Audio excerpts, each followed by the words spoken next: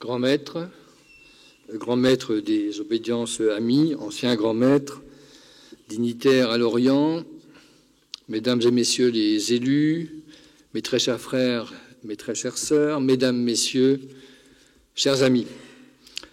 Merci donc de votre présence pour cette conférence qui marque l'anniversaire de cette loi fondamentale pour nous, Français, la loi concernant la séparation des Églises et de l'État.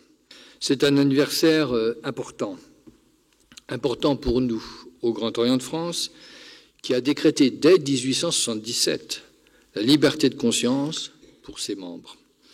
C'est tout autant un moment important pour notre République qui, avec la loi de 1905, mettait fin à une histoire jalonnée de guerres de religion et de prétention de ces religions à être une autorité politique, à investir, même indirectement, la société civile.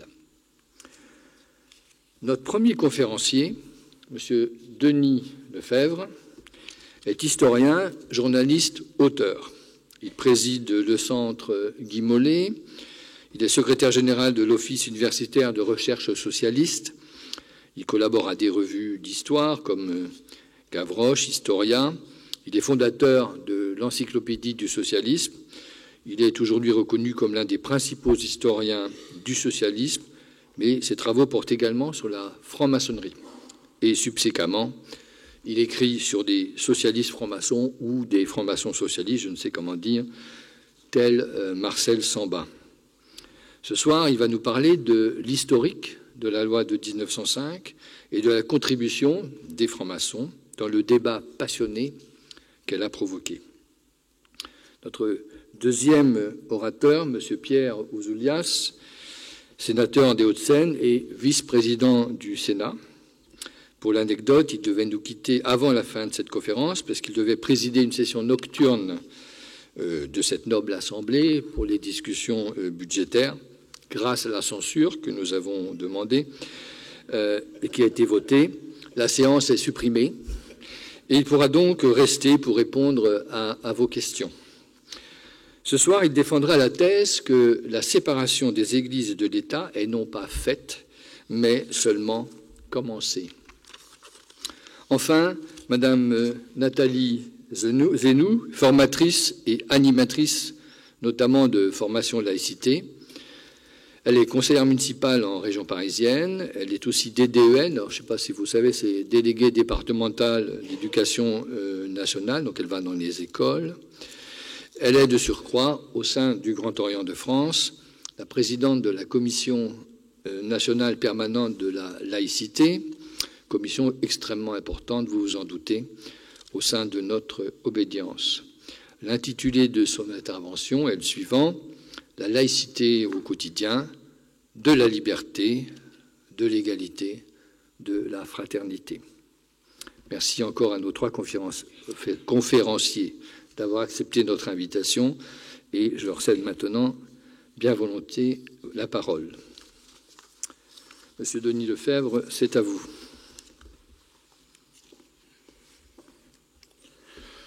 Bien, mesdames et messieurs, je commencerai mon propos par deux citations qui finalement permettent de cadrer le débat autour de la loi de 1905. La première, nous la trouvons sous la plume de Jean Jaurès, dans la Dépêche du Midi, le 30 avril 1905. Il écrit, donc quelques semaines avant le vote de la loi au Parlement. Il écrit « La grande réforme de la séparation, la plus grande qui ait été tentée dans notre pays depuis la Révolution française. » Fin de citation. La deuxième citation émane du pape Pie X, qui affirme en janvier 1907, donc bien du temps déjà après la promulgation de la loi, qui écrit à propos de cette loi « On a déclaré la guerre à tout ce qui est surnaturel ». Fin de citation. Ces deux citations, mesdames et messieurs, chers amis, illustrent parfaitement le débat de ce soir. L'un, Jean Jaurès, socialiste, républicain, l'inscrit dans les grandes réformes qui marquent l'histoire de la France. L'autre, le pape, la cantonne dans le domaine religieux. Deux conceptions du monde et de la société s'affrontent.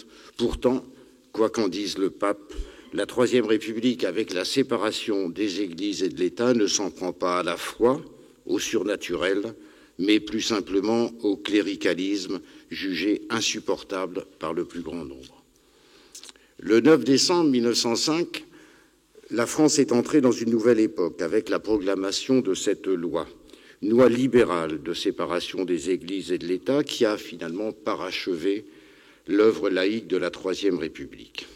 Pour reprendre les propos du bâtonnier André Damien, alors vice-président de l'Académie des sciences morales et politiques, responsable en 2005 de la commémoration du centenaire de la loi de 1905, il écrit que la France a pénétré et s'est introduite dans ce, je cite, ce monument de libéralisme qui donne la liberté d'être ou de ne pas être religieux, une loi paisible qui prend en considération le sentiment des citoyens. Fin de citation. Dans les dernières années du XIXe siècle, la France est encore une terre concordataire, c'est-à-dire régie par le Concordat de 1801. Mais la situation politique et affective change à la fin du siècle. Les mentalités ne sont plus les mêmes. Les républicains et les laïcs veulent soulever la chape de plomb que fait peser l'Église sur la France. Ils ne le veulent pas par anti-religion, mais par anticléricalisme. Ils ne supportent plus cette volonté de l'Église catholique de se préoccuper de la vie de la cité, de la société, des mœurs. Tous ces aspects ne doivent relever à leurs yeux que de la sphère privée. Dès son installation, la Troisième République a doté la société française, la France, d'un arsenal de lois entre guillemets militantes qui entendent respecter l'être humain. Bref, des lois laïques, au sens le plus profond du terme, indépendantes des questions liées à la religion. Le début du XXe siècle est caractérisé par une montée de l'affrontement politique sur la question des rapports entre les églises et l'État. L'affaire Dreyfus n'y est sans doute pas étrangère. Une grande partie des catholiques français ont été anti-dreyfusards, l'Église aussi. Cette erreur historique qui s'avérera tragique pour elle. Comme l'a écrit en 1901 le philosophe et écrivain français Georges Sorel, je cite, « Je crois que l'Église n'a pas commis de plus grande faute depuis l'expédition de Rome que d'avoir pris parti contre la révision du procès Dreyfus. Cette campagne réveilla de leur torpeur beaucoup de républicains qui commençaient à penser que l'anticléricalisme était une vieillerie. » Fin de citation. Les républicains sont, en cette période, de plus en plus solidement ancrés dans la société française. Faisons taire provisoirement certaines de leurs querelles, notamment sur la question sociale. Ils s'unissent au plan politique, constituant à la fin des années 1899 ce qu'on a appelé le bloc des gauches, réunissant des radicaux socialistes et des socialistes. On note enfin une radicalisation des anticléricaux, notamment au sein des loges maçonniques. L'arsenal juridique se précise peu à peu, bientôt, avec la loi de 1901 sur les associations. Désormais, les Français peuvent, entre guillemets, librement se regrouper. Une loi de liberté, voire. Oui, car la loi de 1901 s'inscrit dans un contexte anticlérical. Elle contrôle aussi, mais elle exclut surtout, on le voit avec l'action sans faille menée contre les congrégations. Tout se bouscule avec les élections législatives de 1902, fin avril, début mai, qui voient l'entrée à la Chambre d'une large majorité de, entre guillemets, blocards, c'est-à-dire des partisans du bloc des gauches. La campagne électorale a été centrée sur la question religieuse. Chacun sent que le combat contre le cléricalisme sera l'un des axes de combat de la nouvelle Chambre. Et, à une grande majorité, les députés approuvent cette phrase du nouveau président du Conseil, Émile Combes, qui claque comme un slogan dès le 27 juin, je cite, « Nous sommes bien décidés à assurer la suprématie de la société laïque sur l'obédience monacale. » Fin de citation. Surnommé le petit père Combes, sénateur de la Charente inférieure, il a alors 60 ans, initié en 1869 par la loge Les Amis de Réunis, maître en 1870. Il est membre depuis 1896 de la loge Tolérance et Étoile de Saintonge à l'Orient de Pons en Charente-Inférieure. C'est un maçon peu actif, spiritualiste convaincu, un travailleur acharné, un homme intègre qui n'aime ni les manœuvres de couloir, ni les intrigues, ni les vaines querelles. La marche vers la séparation s'accélère. La Chambre met en place en juin 1903 une commission spéciale chargée d'examiner toutes les propositions concernant la séparation. Elle comprend 33 membres. 17 sont favorables à la séparation, 15 y sont hostiles, le dernier est favorable sous condition d'un référendum populaire. Né en 1862, futur président du Conseil, pas moins de 11 fois, un record, alors député socialiste de la Loire, Aristide Briand est désigné au poste clé de rapporteur de cette commission après l'élimination de quelques candidats et son influence devient vite décisive. Quoi qu'on ait pu en écrire, Aristide Briand n'est pas franc-maçon, n'a jamais été franc-maçon.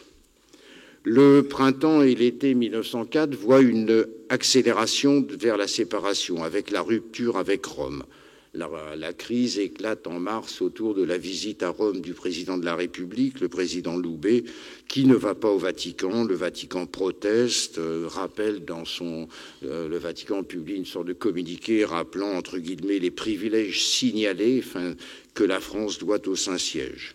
La fille aînée de l'Église commence à s'émanciper. Rupture des relations diplomatiques entre la France et le Vatican. Toutes ces querelles sont révélatrices de l'état d'esprit. Plus personne ne veut composer. L'été 1904 bruisse de déclarations diverses.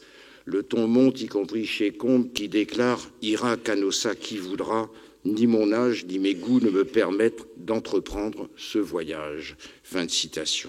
Sur fond de crise politique majeure, et c'est l'époque de l'affaire des fiches, il dépose en novembre 1904 un projet de séparation s'ajoutant à la dizaine d'autres existants, au premier rang desquels celui d'Aristide Briand. Le texte de Combes est extrêmement dur.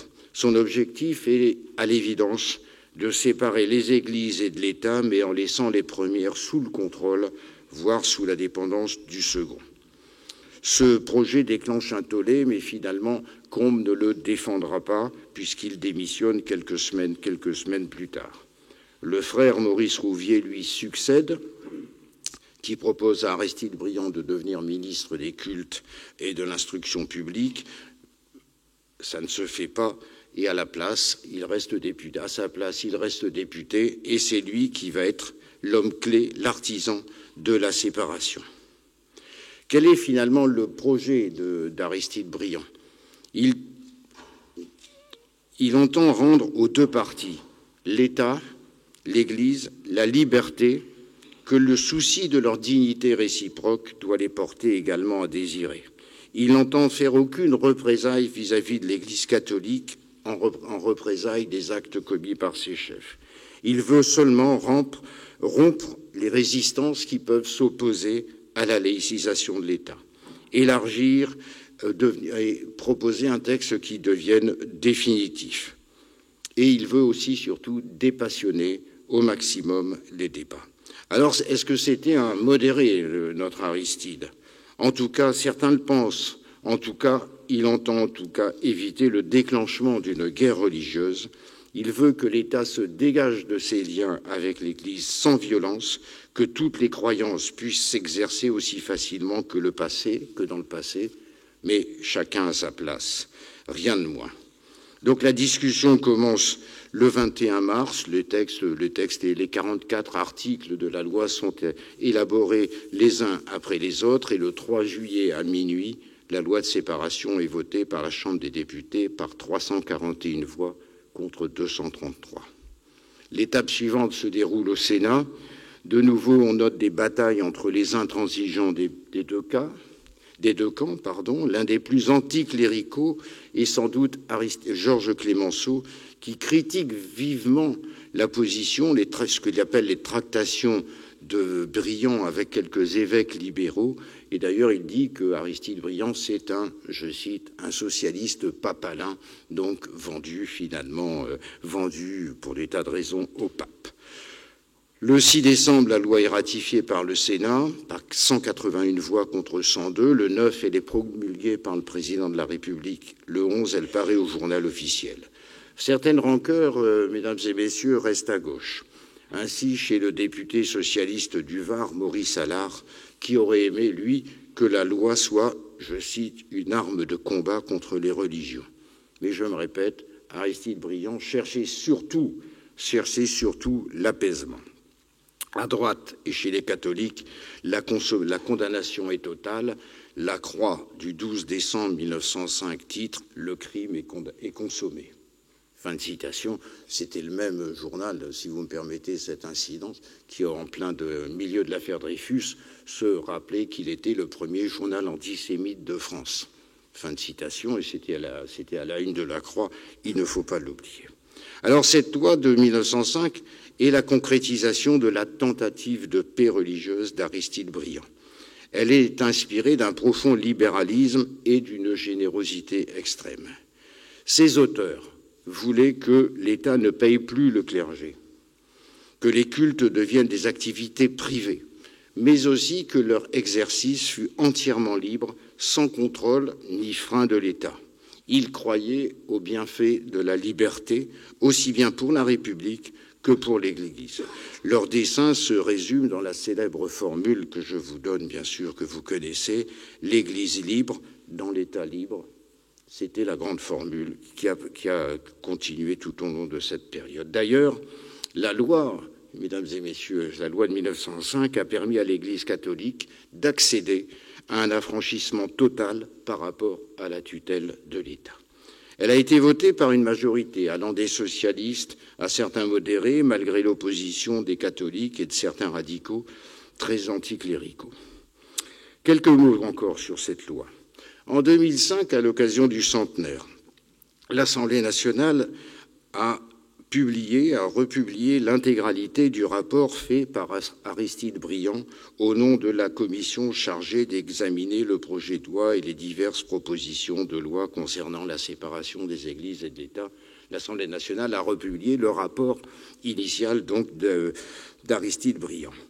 Alors, président de l'Assemblée nationale, Jean-Louis Debré a préfacé ce texte. Et il estime qu'il a contribué, écrit-il, une fois les passions apaisées, à cimenter l'union nationale. Fin de citation. Jean-Louis Debré, encore un peu plus loin, reconnaît que ce texte que la séparation a été conçue dans une France à dominante catholique, mais il ajoute, je cite, « L'utilisation même du pluriel dans son intitulé « séparation des Églises » et de l'État signifie bien qu'elle n'a pas pour dessein de régler les relations avec la seule religion catholique. Dans une société plus diverse, conclut-il, la laïcité est garante de notre unité, elle nous prémunit contre le poison du communautarisme. » Fin de citation. La laïcité, c'est un principe juridique, un principe philosophique, un mode de vie. Tout est dit en quelques articles. Les deux premiers sont décisifs et surtout clairs et précis. Le législateur savait, à l'époque, rédiger des textes de loi. Nous connaissons tous, bien sûr, l'article 1er. La République, je suis désolé de dire ça je m'aperçois de dire ça devant un sénateur, mais il pense peut-être la même chose, je ne sais pas. Mais on parlait il parlait des députés d'ailleurs. Oui. Donc les sénateurs sont à part. Et eux, ils travaillent très bien. Ils ont plus de temps d'ailleurs. L'article 1er, bien sûr. La République assure la liberté de conscience. Elle garantit le libre exercice des cultes sous les seules restrictions éditées ci-après dans l'intérêt de l'ordre public. Fin de citation. En quelques mots, mesdames et messieurs, en 3 lignes à peine, est définie la laïcité à la française. Sur cet article premier, Jean-Louis Debré encore, mais je suis désolé de le citer, mais sa préface est vraiment passionnante. Sur cet article, Jean-Louis Debré note « Avec une remarquable économie de mots, le législateur de 1905 définit la laïcité à la française sans avoir même besoin de la nommer, car le terme de laïcité n'est presque jamais employé dans les débats de l'époque et ne figure pas dans la loi elle-même. » Fin de citation. Article 2, j'en ai presque fini. La République ne reconnaît, ni ne salarie, ni ne subventionne aucun culte, etc. Commentant cet article dans une étude parue en 1956 dans les cahiers laïques, François Méjean, qui fut conseiller d'État et qui était surtout le fils d'un des collaborateurs d'Aristide Briand. J'ai encore quelques minutes ? Aristide Briand, il fut l'un des collaborateurs d'Aristide Briand. Et François Méjean a écrit sur cet article 2. C'est cela vraiment le principe de la séparation dont tout le monde en 1905 déduisait, à commencer par les auteurs de la loi, celui de laïcité de l'État. Fin de citation. Et Méjean ajoutait ensuite que cette interprétation, certes conforme à la réalité de l'époque, ne préjugeait pas de l'avenir, dans l'hypothèse d'un changement du rapport des forces politiques. L'histoire lui a donné raison de la Troisième à la Cinquième République. L'article 3 est passé presque sans discussion. Et pourtant, son application l'année suivante donnera lieu à bien des polémiques quand il s'agira de s'atteler à l'inventaire des biens des cultes.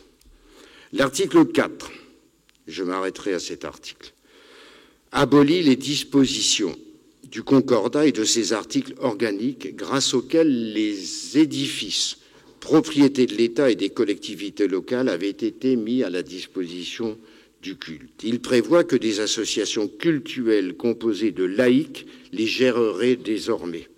Prévoyant la dévolution des biens ecclésiastiques, il a passionné les parlementaires.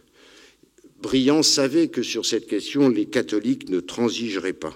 Et donc, il a proposé une évolution du système qui a fait que ça a été accepté par beaucoup de personnes.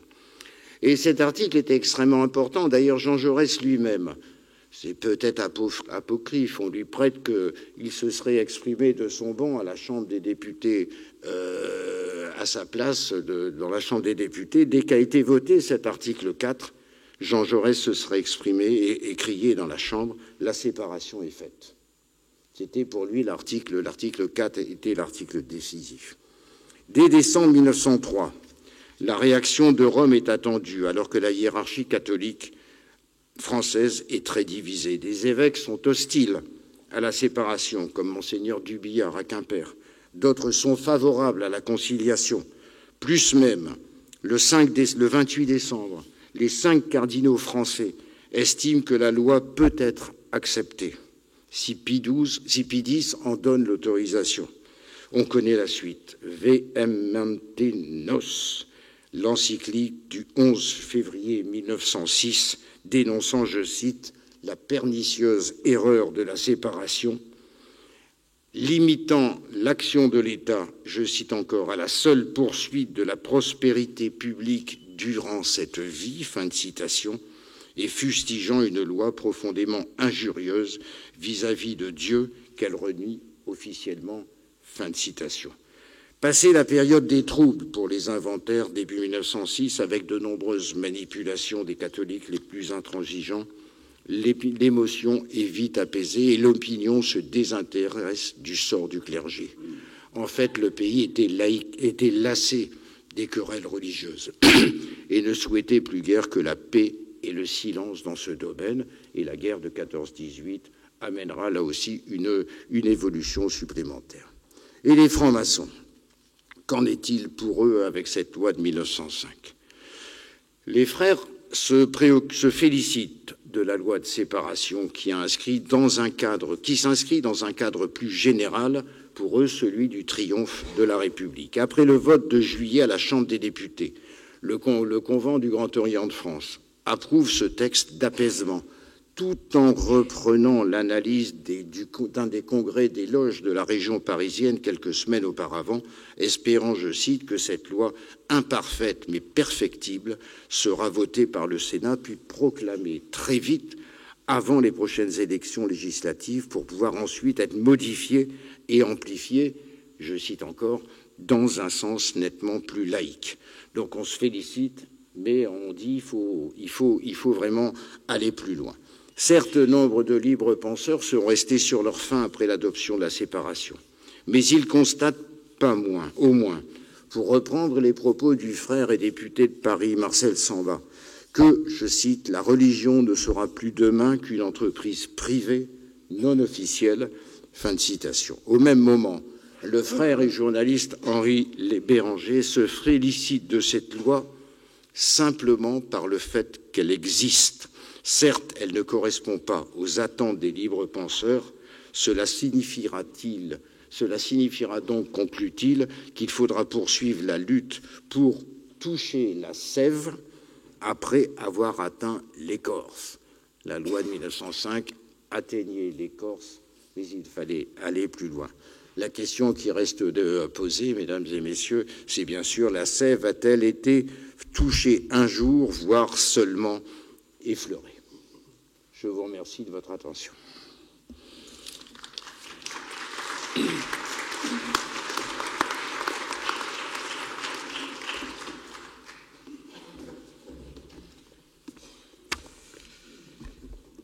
Mesdames, Messieurs, chers amis, Monsieur le Grand Maître, la séparation est faite. C'est le cri lancé par Jean Jaurès dans l'hémicycle de la Chambre des députés après l'adoption à la quasi-unanimité de l'article 4, comme vous venez de le dire.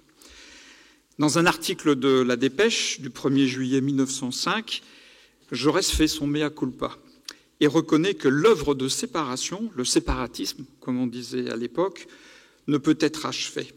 Il poursuit par cette déclaration, je le cite. « Heureusement, M. Clémenceau est venu à mon secours. Il m'a suggéré l'expression qui convient à la faiblesse humaine et à l'infirmité parlementaire.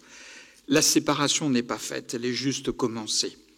D'autres la pousseront plus loin sans la réaliser pleinement. » 120 ans plus tard, il nous appartient aujourd'hui de nous demander si elle a été réalisée dans la plénitude des intentions des législateurs de 1905, si nous l'avons poussée plus loin ou si, au contraire, elle n'a pas progressivement régressé sous la pression des revendications religieuses, d'un relativisme libéral d'inspiration anglo-saxonne et d'une vision de la société qui donne la primauté à l'expression des identités individuelles en opposition au projet collectif.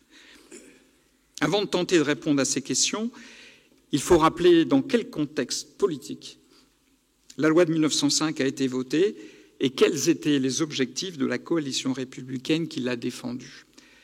Pour Clémenceau, qui est alors le sénateur du Var, le séparatisme n'est pas une fin en soi. Il est au service d'un projet politique d'une république radicale qui se donne pour objet la libération de toutes les consciences. La loi de 1905 n'est qu'une étape sur la longue route de l'émancipation humaine. Elle a été acquise à la suite d'un combat livré par la République contre le Saint-Siège, on vous l'a rappelé. Elle est le fruit de la victoire de la raison contre le dogmatisme, des Lumières contre l'obscurantisme. Son discours, prononcé dans sa Vendée natale à La Roche-sur-Yon le 30 septembre 1906, alors qu'il est devenu ministre de l'Intérieur, explicite ses objectifs politiques lors de la discussion de la loi de 1905 et son projet futur pour la République. Je le cite. « C'est bien nous, les républicains, qui avons revendiqué, qui avons conquis contre l'Église romaine la liberté de conscience que Grégoire XVI appelait un délire.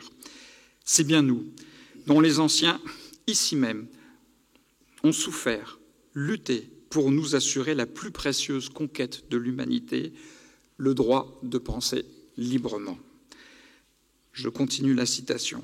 « Notre espoir est dans l'éducation de la démocratie, non pas dans cette éducation qui se propose d'imposer les idées, mais dans l'éducation qui ouvre les intelligences et laisse à la pleine liberté de discussion le soin de faire définitivement la lumière. La République n'est rien qu'un instrument d'émancipation, de justification, un instrument d'évolution par l'éducation de tous. Je ferme la citation. La loi de 1905 est aujourd'hui présentée parfois comme le résultat d'un compromis passé entre les séparatistes et les défenseurs des prérogatives de l'Église. Une loi de conciliation dont il ne faudrait pas compromettre maintenant les équilibres. Il n'en est rien. Elle est l'aboutissement d'un conflit politique violent entre les républicains et une alliance composée de monarchistes, de catholiques ultramontains et des éléments les plus virulents de la droite anti-déréfusarde et anti-républicaine. Le comte Albert Demain, député du Finistère, est l'un de ses héros. Voici comment il évoque la rupture des relations diplomatiques entre la République française et le Saint-Siège, considérée comme un sujet de droit international. Elle n'est que la publique manifestation du complot ourdi pendant 25 ans, dans l'ombre, tous les jours moins obscurs, des loges maçonniques, longtemps contenues par l'instinctive résistance de la nation et dont le grand bouleversement de l'affaire, avec un A majuscule, maudite, détermina la violente explosion, comme une atmosphère empoisonnée fait éclater tout à coup le mal secret d'un organisme dévoré par des germes mortels. Tout est dit. Pour ce camp, la loi de 1905, après l'affaire Dreyfus, est l'œuvre du complot judéo-maçonnique. Face à eux se dresse le camp républicain qui, dans sa diversité, veut libérer la République du pouvoir que s'est donné le Saint-Siège de continuer à conduire les consciences individuelles. En cela, il poursuit la tradition gallicane par laquelle l'absolutisme royal avait dénié à la papauté le droit d'intervenir dans les affaires du royaume. Mais il va beaucoup plus loin, en établissant la souveraineté de la République sur la souveraineté d'une nation composée de citoyens libres en conscience. La loi de 1905 n'est pas seulement une législation qui organise la cohabitation entre les cultes et l'État, elle est fondatrice d'une citoyenneté qui trouve ses principes dans l'œuvre politique de la Révolution française. Elle complète les lois de 1881 sur la liberté de la presse et de 1901 sur la liberté d'association pour donner aux citoyens la capacité de déployer tous ses devoirs démocratiques.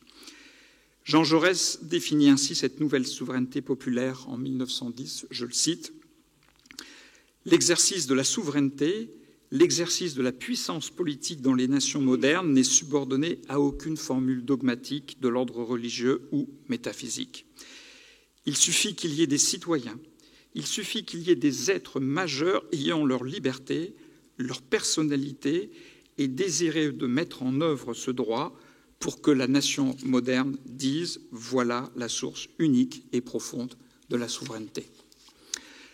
Le clan clérical et conservateur a parfaitement perçu la puissance libératrice de la loi de 1905 et il appelle à la révolte. Ainsi, l'Éveil démocratique, journal hebdomadaire du Sillon, lance un appel le 18 février 1906 pour, je cite, « des admirables guerres de religion ». Il déclare, je cite encore, « Est-ce que la France chrétienne n'applaudirait pas si en une seule nuit on exterminait tous les sectataires et les francs-maçons. La Saint-Barthélemy fut une nuit splendide pour la France et pour la patrie. » Fin de citation. On sait que l'opposition farouche du pape Pie X à l'application de la loi de 1905 obligea Aristide Briand, vous l'a dit, et son gouvernement à transiger par la loi du 28 mars 1907 relative aux réunions publiques. Le conflit entre la France et le Saint-Siège à propos de la loi de 1905 ne trouva sa résolution que par l'octroi à l'Église du régime dérogatoire de 1924, toujours en vigueur, fondant les associations diocésaines. Cette première concession fut suivie de nombreuses autres, plus pernicieuses, car elles furent consenties par les exécutifs en dehors de tout contrôle démocratique et parlementaire. Elles concernent principalement les conditions territoriales d'application de la loi de 1905. Le projet du législateur de 1905 était de garantir la liberté de conscience par la séparation à l'ensemble de la nation française sans aucune exception. C'est-à-dire que la loi devait s'appliquer de façon identique en métropole, dans les départements et les territoires d'outre-mer et dans les colonies. Vous savez que ce ne fut pas le cas, notamment en Algérie. En Algérie, au sein de l'Empire français, l'islam était alors la deuxième religion pratiquée. On vous dit aujourd'hui que la rencontre de la République et de l'islam est quelque chose de nouveau. Non, elle s'est forgée déjà en Algérie. Dans les départements français de l'Algérie, les ministres du culte musulman sont payés par l'administration coloniale. Lors des débats du Sénat, Briand précise sans aucune ambiguïté que ce régime particulier doit cesser de la même façon que le concordat doit être aboli. Juridiquement, cette application imposait de donner la citoyenneté française à l'ensemble de la population de ces départements. Le choix politique fut fait de maintenir le statut de l'indigénat pour les seuls musulmans. On sait que les ressortissants algériens de confession juive obtinrent, eux, la nationalité française par le décret du 24 octobre 1870, signé par Adolphe Crémieux. En Guyane, la situation de la Guyane est un peu similaire. Depuis l'ordonnance prise par Charles X en 1828, la religion catholique, apostolique et romaine est la seule religion de l'État en Guyane. C'est toujours le cas 2 siècles plus tard. Alors que la loi de 1905 a, elle, été appliquée à la Martinique et à la Guadeloupe, la Guyane a été volontairement préservée de ce dispositif après sa promulgation, puis de façon encore plus justifiée au moment de la transformation de la colonie en département français en 1945. Pourquoi cette exception ? Parce que les gouvernements successifs ont estimé que la laïcité était une bonne chose pour les esprits éclairés de la métropole, mais qu'il était utile de maintenir les populations indigènes dans les cadres de la religion. Encore aujourd'hui, les ministres du culte sont en principe payés par la collectivité unique de Guyane. En pratique, le diocèse et la collectivité ont convenu de l'abandon progressif de ce dispositif et en 2022, aujourd'hui je ne sais pas, il reste 8 prêtres qui continuent à être payés par la collectivité. Ce statut dérogatoire de la Guyane est totalement obsolète et prive les autres cultes des dispositions notamment fiscales de la loi de 1905. Pourtant, toutes les propositions législatives portant son abrogation ont été rejetées par les gouvernements successifs. Un amendement que j'avais déposé il y a 3 ans pour abolir ce régime a été voté par 20 sénateurs. Voilà, c'est vous dire l'état des forces aujourd'hui au Sénat sur ces sujets. J'en viens au concordat. Dans la longue liste des statuts dérogatoires de la loi de 1905, il faut préserver une place très particulière au régime dit concordataire qui s'applique aux départements de la Moselle, du Haut-Rhin et du Bas-Rhin. Cette exception trouve sa cause uniquement dans le fait que ces 3 départements, qui ont été annexés par l'Allemagne, n'étaient pas au sein de la République française en 1905. Autrement dit, sans la défaite de 1870, sans Sedan, la loi de 1905 s'appliquerait aujourd'hui en Alsace-Moselle. Ce régime n'est que le vestige d'une législation qui trouve son origine dans le traité voulu par le premier consul, Napoléon Bonaparte, et signé entre le Saint-Siège et la République française le 26 Messidor en 9, le 15 juillet 1801. Les Alsaciens et les Moselans sont donc les rares Français dont la citoyenneté est en partie déterminée par les clauses d'un traité international. Ce qui est communément désigné par le mot de concordat se compose en fait d'un traité diplomatique et d'une loi qui a été soumise et ratifiée par le corps législatif le 15 Germinal en 10, le 8 avril 1802. Il rassemble ainsi des dispositions appelées articles organiques. Enfin, des dispositions sont prises plus tard pour le culte juif. Toutes ces dispositions reconnaissent officiellement 4 religions et les organisent au sein de l'Empire. 4 religions, le culte catholique, 2 cultes protestants, le culte juif, ça n'a pas changé aujourd'hui. Pour le culte juif, l'ambition de Bonaparte est très claire. On ne le dit pas assez.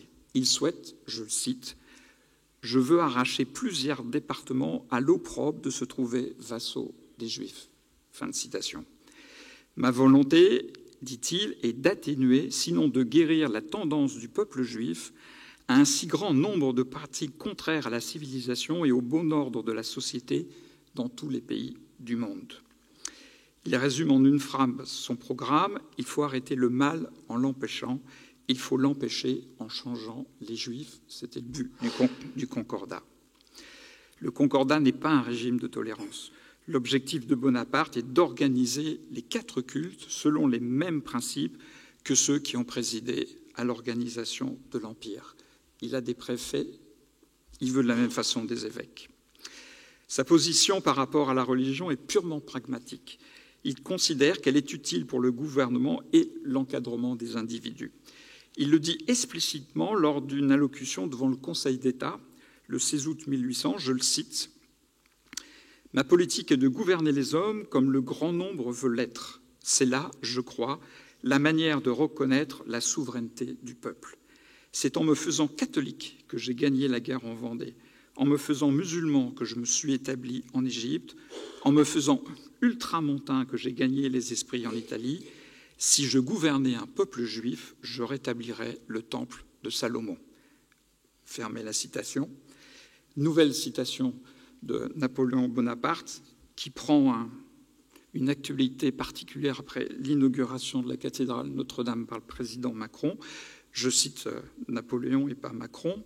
« Tout ce qui tend à rendre sacré celui qui gouverne est un grand bien. » Le Concordat nous est présenté parfois comme une tradition locale, une spécialité sympathique comme la choucroute ou la Flammenküche.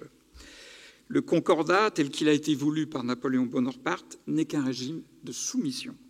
L'attachement supposé des Alsaciens à ce vestige d'avant la séparation n'est que l'histoire de la servitude consentie. Comme je l'ai dit, la loi de 1905 est constitutive de la citoyenneté républicaine. L'article 1er de la Constitution stipule « La France est une république indivisible, laïque, démocratique et sociale ». Elle assure l'égalité devant la loi de tous les citoyens sans distinction d'origine, de race ou de religion. En acceptant la perpétuation des régimes dérogatoires à la loi de 1905, nous fragilisons les principes républicains qui ont été énoncés dans cet article 1er et nous permettons d'autres transgressions au profit d'autres territoires comme la Corse, la Bretagne, l'Alsace, qui souhaitent adopter la loi commune tout en restant dans la République. La constitutionnalisation de l'alinéa 1er de l'article 2 de la loi de 1905, qui établit, je cite, que la République ne reconnaît, ne salarie ni ne subventionne aucun culte, est aujourd'hui d'une nécessité absolue. Cette réforme de la Constitution est la meilleure façon de lutter contre tous les séparatismes et de renforcer l'égalité des droits de tous les citoyens français. Elle permettrait à chacun d'entre nous de saisir le Conseil constitutionnel pour déférer les lois du passé et présentes contraires aux principes de la laïcité.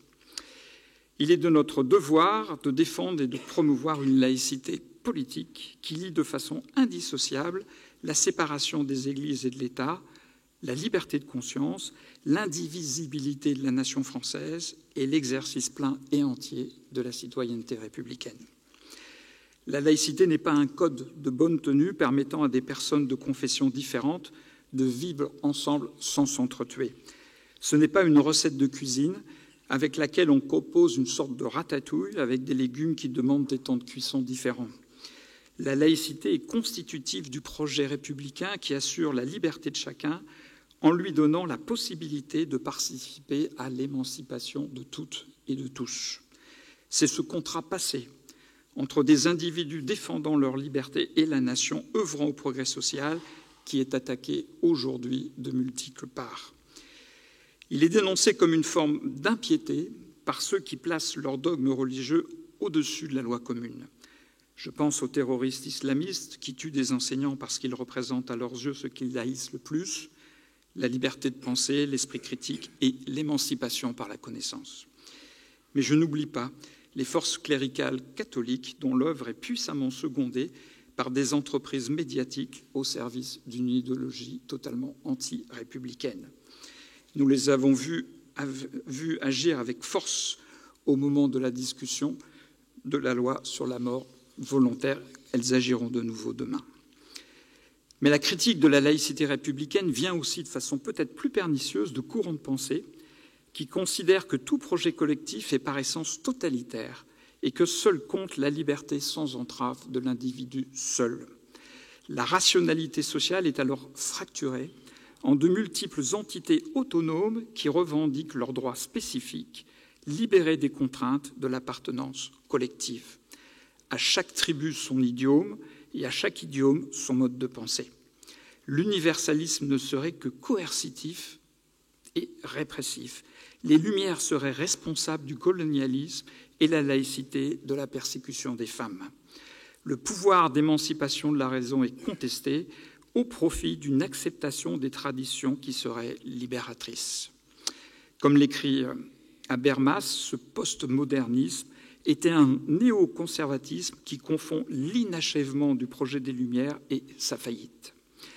La revendication sociétale a remplacé le projet social et, comme l'écrit Bénédicte Delorme-Montigny, on n'attend plus de la politique la réalisation d'un but transcendant, mais seulement de remplir le modeste rôle de répondre aux demandes de la société.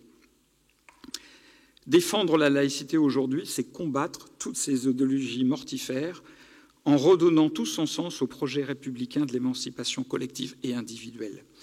Il nous faut réenchanter la République en lui assignant de nouveau le projet utopique d'une égalité des droits absolue et libératrice.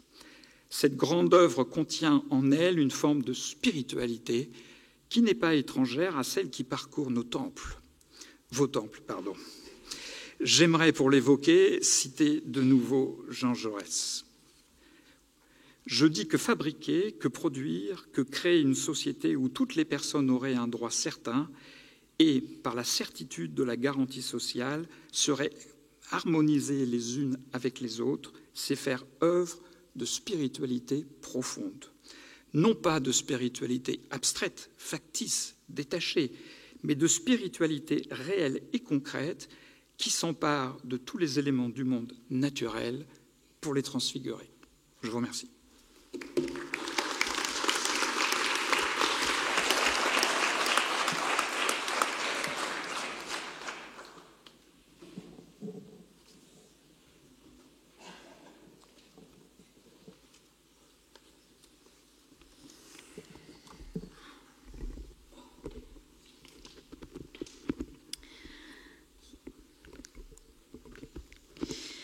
Monsieur le Président, Mesdames et Messieurs, chers amis, les brillantes présentations précédentes nous ont permis de revivre la fabrication de la loi de 1905 et de faire un état des lieux des défis qui restent à relever pour réaliser la laïcité. Il me revient peut-être de rappeler ce que l'application de la laïcité nous apporte au quotidien, ce pourquoi finalement nous lui attachons une importance fondamentale.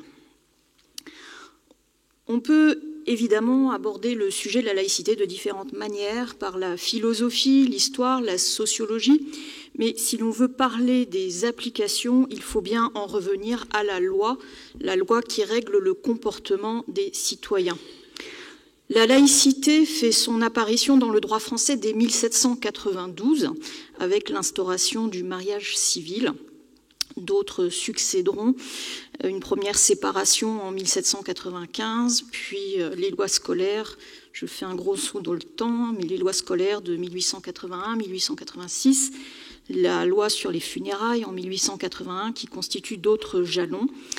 La loi de 1905 dont nous fêterons les 120 ans l'année prochaine est évidemment essentielle, mais elle ne marque pas, loin de là, la fin de l'histoire du droit de la laïcité. D'autres textes ont permis d'affiner, d'enraciner ce principe au cœur de la Constitution et de la République, et d'autres encore continueront de le faire. La Constitution consacre ce principe comme une propriété de la République, considérée comme association politique à laquelle adhèrent les citoyens. Or, la fabrication de la loi renvoie à la notion d'État souverain. Comment l'État s'affirme-t-il? D'où ses dirigeants tirent-ils leur légitimité? Comment ces lois sont-elles fabriquées et selon quel référentiel? Face à ces questions, La manière dont sont organisés les rapports entre pouvoir spirituel et temporel occupe aujourd'hui une place importante dans le débat public. Mais avant de rentrer dans le vif du sujet, je voudrais rappeler très rapidement les différentes manières d'organiser ces relations entre pouvoir spirituel et pouvoir temporel. On peut penser évidemment à la théocratie. Le monde actuel nous en offre quelques exemples. À l'autre bout du spectre, l'athéisme d'État, là encore, nous en avons quelques exemples dans le monde. Et entre ces deux systèmes, d'autres incluent le contrôle du spirituel par le temporel, on l'a vu avec le Concordat, ou encore un partenariat ou un contrat entre un pouvoir politique et un culte déterminé. En France, depuis 1905, c'est le principe de la séparation qui est la règle, la norme choisie pour organiser la relation entre l'État et les églises. Contrairement aux autres régimes et à ceux que notre pays a pu expérimenter au cours de son histoire, la séparation ainsi mise en œuvre implique l'existence de deux sphères parallèles conçues comme étanches, la sphère privée et la sphère publique, au sens de ce qui relève de l'État. Entre ces deux sphères se trouve un troisième espace, l'espace commun, caractérisé par une grande liberté des individus, sauf les limites prévues par la loi. La philosophe Catherine Kinsler rappelle cette dualité du régime de laïcité qui donne tout son sens à la laïcité. Je cite, « Le régime laïque ne se réduit pas au seul principe de laïcité, il repose sur une dualité. Ce qui participe de l'autorité publique s'interdit toute manifestation, caution ou reconnaissance en matière de culte, de croyance et d'incroyance. Partout ailleurs, y compris en public, dans l'infinité de la société civile, bien entendu dans l'intimité, la liberté d'expression s'exerce dans le cadre du droit commun. » Une fois cela posé, et pour répondre plus précisément à la question de l'application de la laïcité, de ce qu'elle nous apporte, sans toutefois de risquer d'en nous endormir tous avec une liste à la Prévert au quotidien, je vous propose de confronter la laïcité à chaque terme du triptyque de notre devise liberté, égalité, fraternité, et d'établir en quoi l'application finalement de la laïcité permet de faire vivre ces valeurs, étant entendu que la laïcité, on l'a dit, est une caractéristique, une propriété de la République, comprise comme association politique, mais que la devise, elle, parle bien des citoyens qui sont, eux, libres, égaux et frères. La liberté, pour commencer, premier terme de la devise, la liberté est paradoxalement l'objectif poursuivi par le citoyen membre de l'association politique. Contre la loi du plus fort, l'association de tous permet de garantir la liberté de chacun. Reprenons alors l'article 1 de la loi du 9 décembre 1905 qu'on a déjà cité. La République assure la liberté de conscience. Elle garantit le libre exercice des cultes sous les seules restrictions édictées ci-après dans l'intérêt de l'ordre public. La première phrase de cet article pose le principe fondamental de la laïcité. Les citoyens bénéficient avant tout d'un droit, d'une liberté qui est absolue, la liberté de conscience. Nul ne peut leur imposer quoi que ce soit en matière de croyance ni de conviction personnelle, nul ne peut les forcer à avoir telle ou telle conviction, telle ou telle croyance, ni à adopter telle ou telle religion. Nul ne peut non plus le leur interdire. La République protège ainsi l'intimité et la spécificité des individus, ce qui relève du fort intérieur de chacun. C'est un acquis précieux si l'on considère l'histoire de France, mais aussi des régimes actuels, théocratiques ou imposant un athéisme d'État.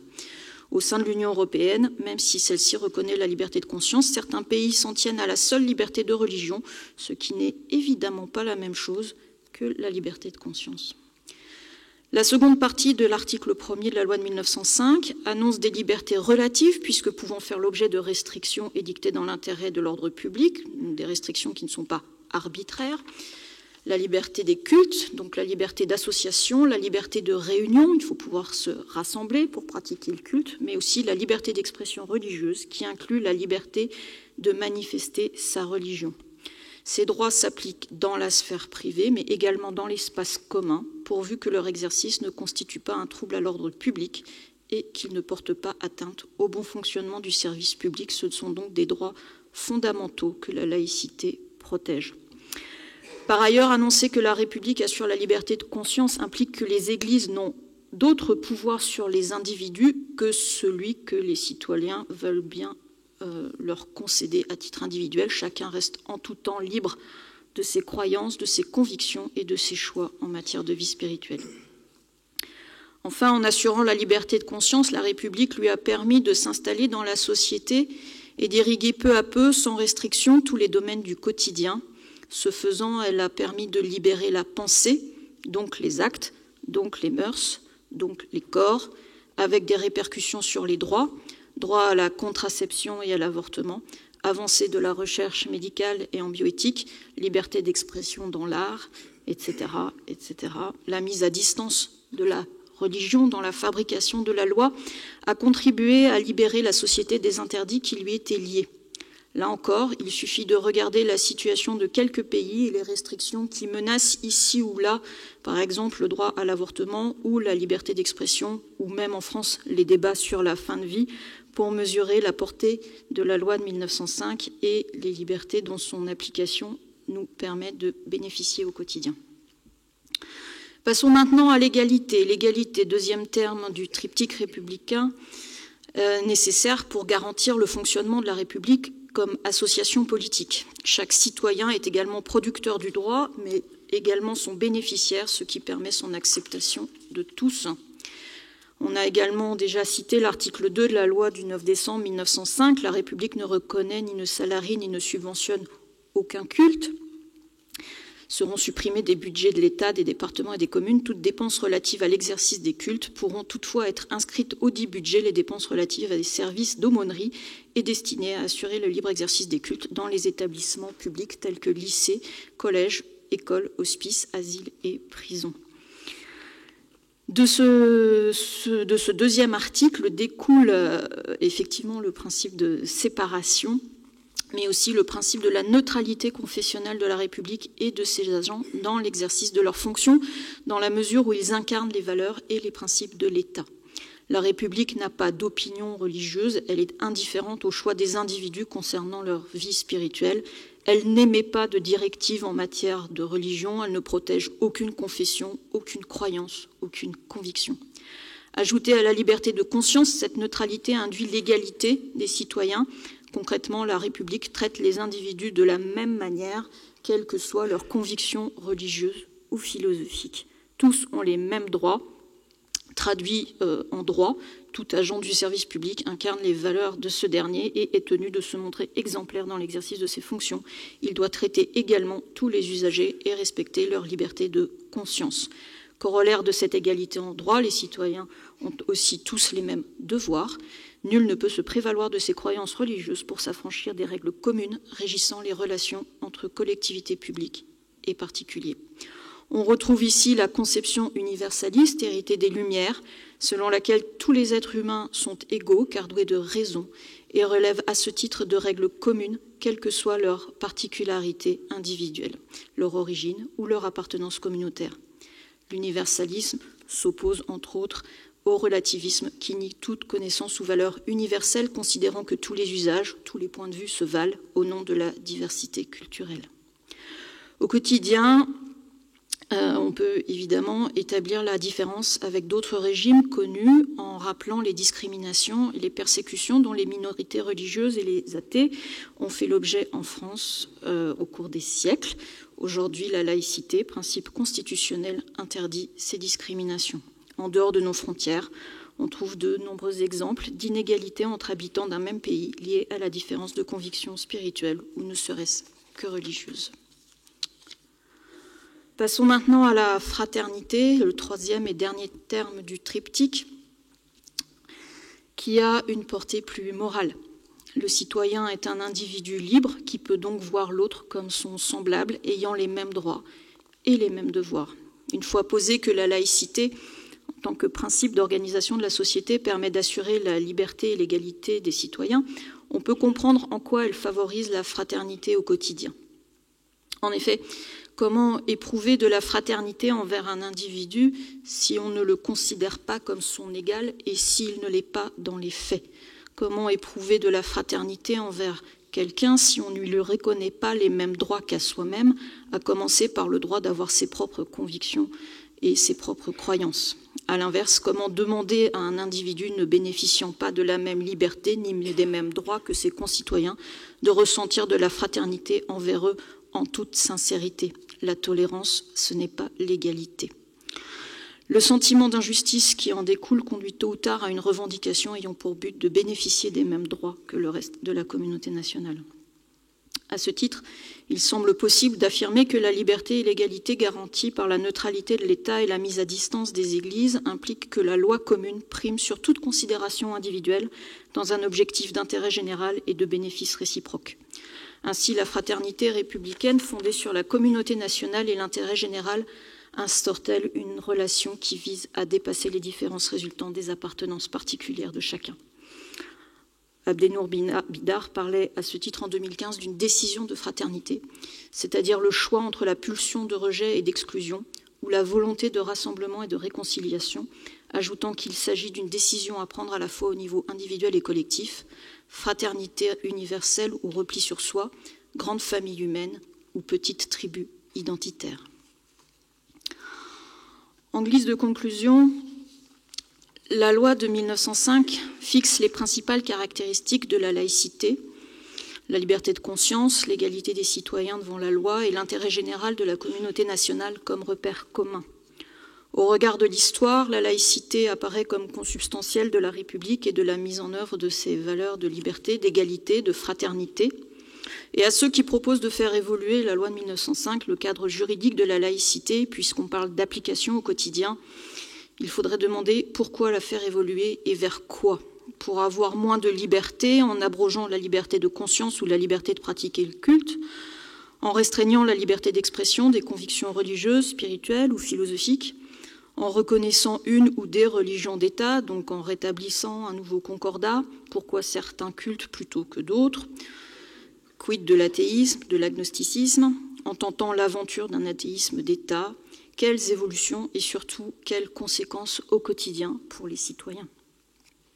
La laïcité est aujourd'hui pour le moins malmenée. La liberté de conscience tend à être réduite à la seule liberté de religion. La neutralité de l'État est loin d'être une réalité. Le principe de laïcité devient illisible, de plus en plus difficilement applicable et largement exposé aux attaques de ses adversaires politiques et religieux qui l'instrumentalisent ou le détournent. Par ailleurs, la tolérance religieuse grignote l'espace de neutralité offert par la laïcité au point que les dogmes redeviennent des éléments légitimes sur lesquels certains peuvent envisager d'asseoir la décision politique. Le débat sur la fin de vie l'a montré de manière flagrante. Contrer l'offensive religieuse et cléricale, qui est visible aussi au niveau de l'Europe, implique que les religions ne sortent pas du champ du fort intérieur de chacun, c'est-à-dire des opinions ou des croyances individuelles, donc aussi des idées qui peuvent être étudiées, analysées, discutées, critiquées. Cela implique de protéger la liberté d'expression, y compris le blasphème, le délit de blasphème n'existant d'ailleurs pas en droit français, ou pour le dire autrement et reprendre les mots de Richard Malka, le droit d'emmerder Dieu. Enfin, un dernier mot peut-être concernant plus particulièrement la jeunesse, sujet qui nous est cher. Enseigner de manière laïque ne suffit plus. Notre jeunesse voit en la laïcité et dans son application un principe et des lois liberticides. Alors que le relativisme culturel s'installe petit à petit dans notre paysage, la laïcité doit être replacée dans une perspective historique sur le socle des idées qu'elle porte et des valeurs qu'elle protège. La liberté, l'égalité, la fraternité. L'école publique, laïque, gratuite est en première ligne, mais elle ne peut être le seul lieu ni le seul acteur de la transmission, car transmettre la laïcité, c'est au fond transmettre ce qui fait le cœur du projet républicain, émancipateur et universaliste. Et en effet, grâce à la laïcité, la République crée du commun au-delà des particularismes. Créer ce commun, c'est un choix que nous faisons ici, chaque jour, c'est un défi quotidien, c'est un impératif pour réaliser l'idéal laïque. L'enjeu est clair, il s'agit de préserver un modèle de société dans lequel les cultes ne participent pas à la prise de décision politique et où chaque citoyen a les mêmes droits que son voisin. Ce modèle, c'est celui qui défend l'idée que le respect de la dignité de l'homme est un principe commun à tous les êtres humains, indépendamment des hasards de leur naissance. Ce modèle, c'est celui de la République universelle.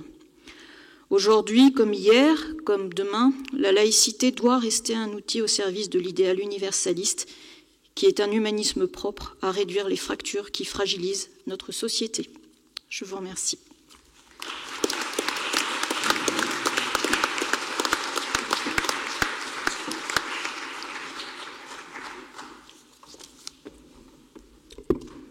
Merci aux conférenciers d'avoir respecté peu ou prou la contrainte du temps de parole afin de permettre des questions.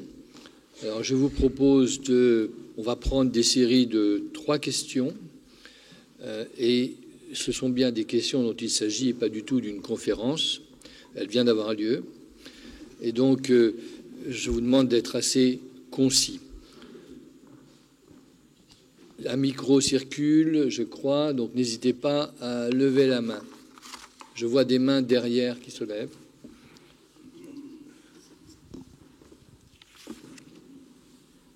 Vas-y. Oui. Bonjour. D'abord, il y a une question là-bas et après. Ici. Bonjour, je vais ouvrir le bal, c'est pas simple. Moi, j'avais une question. J'ai entendu dire à plusieurs reprises que, en replaçant dans le débat historique, ce qui était important pour sortir du dogme un petit peu de l'Église, c'était l'émancipation intellectuelle des jeunes. Et je voulais savoir si aujourd'hui, finalement, le plus grand danger de la loi de 1905, ça n'allait pas être une attaque frontale, mais indirectement du fait de l'écroulement de l'éducation nationale. Aujourd'hui, on sait très bien qu'on a une explosion de l'enseignement privé. Avec les scandales, je ne vais pas reprendre des établissements type Stanislas l'année dernière, on s'aperçoit que des établissements de ce type croulent sous l'argent public pour réparer des terrains de tennis, alors que dans l'école publique, aujourd'hui, on a des milliers d'heures d'enseignement qui n'existent plus. Comment on va pouvoir faire en sorte que ces jeunes, finalement, on les émancipe intellectuellement pour qu'ils sortent du dogme dont la dernière intervenante a très bien parlé, du dogme religieux. Et je pense que vraiment, ce problème de l'éducation nationale est peut-être un des grands soucis aujourd'hui qui va nous amener à tous les risques qu'on a largement évoqués. Merci. Une autre question ? Oui, bonjour Monsieur, à tous. Bonjour à tous, merci pour ces contributions. Une très courte question. Il est un petit peu dans l'air du temps de vouloir intégrer les 2 premiers articles de la loi de 1905 dans le corpus constitutionnel. Il me semble que cette générosité peut se retourner contre les républicains dans la mesure où le texte de 1905 est porté par une situation historique précise, mais en même temps une générosité que notre ami Ouzoulias s'est plu à souligner. La question est très simple, mais aussi technique. Quelle modification apporter aux 2 premiers articles de la loi de 1905 pour en faire une sorte de propulseur de la laïcité et que, tel quel, ces 2 articles pourraient se retourner contre les républicains dans la mesure où il est toujours question d'un statut particulier dans les différents départements d'outre-mer, tu l'as signalé Pierre, mais aussi en Alsace-Moselle. Autrement dit, il me semble qu'intégrer tel quel ces 2 premiers articles, c'est une fausse bonne idée, mais qui, au contraire, pourrait mobiliser notre générosité. Merci. Et il y a une 3e question ici. Bonsoir. Monsieur le sénateur nous a rappelé le statut de la Guyane et de la manière dont vous avez rappelé la chose. J'ai pensé à la controverse de Valladolid. Sauf que Sepúlveda et Las Casas, c'était il y a 500 ans. Donc cet état de fait est anormal. Vous avez rappelé que seuls 20 sénateurs ont voté votre proposition. Comment peut-on changer la chose ? Merci. Qui veut répondre ?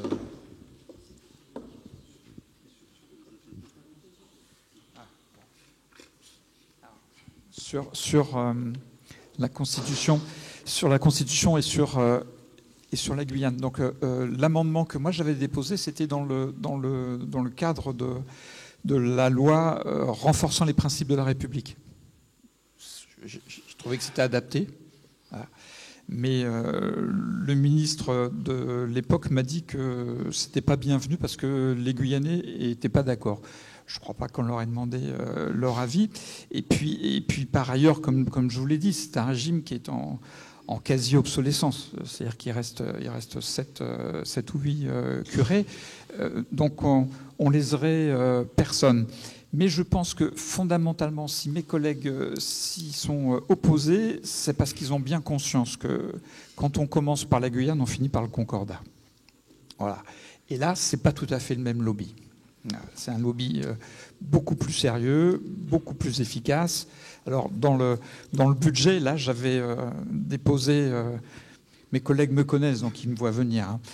J'avais déposé dans le budget un amendement qui supprimait le budget des cultes pour l'Alsace-Moselle, avec un raisonnement simple en disant si les Alsaciens et les Mosellans tiennent vraiment au Concordat, ils n'ont qu'à se le payer. Voilà. Et c'est plus tous les Français, c'est plus au budget de l'État de payer, mais c'est au budget des 3 départements. Bon, la censure du gouvernement a fait que je n'ai pas déposé cet amendement, mais je pense qu'il aurait eu malheureusement le même succès. C'est pour ça que je pense que si on essaye de supprimer les régimes dérogatoires les uns après les autres, parce qu'on a parlé de l'Alsace-Moselle et de la Guyane, mais il y a aussi un régime dérogatoire pour Saint-Pierre et Miquelon, pour la Nouvelle-Calédonie, pour Wallis et Futuna, pour la Polynésie française, etc. etc. Donc si on essaye par amendement ou par des propositions de loi de supprimer les uns après les autres ces régimes dérogatoires, dans un siècle, on peut se revoir ici pour refaire le même bilan.